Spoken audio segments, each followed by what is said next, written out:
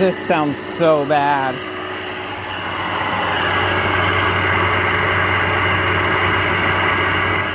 Of course, it's a Welling. Blowing off tons of heat. Nice cold air. So the unit worked with the bearing that was shot.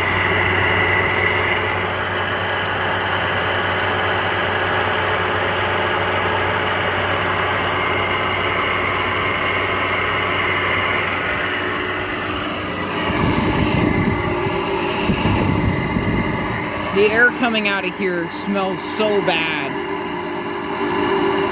It's just mold.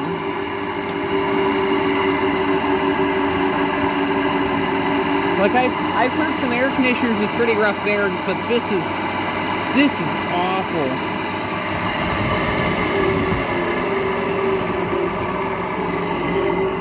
Low speed.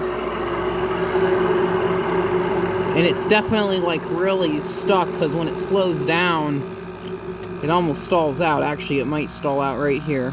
There it goes.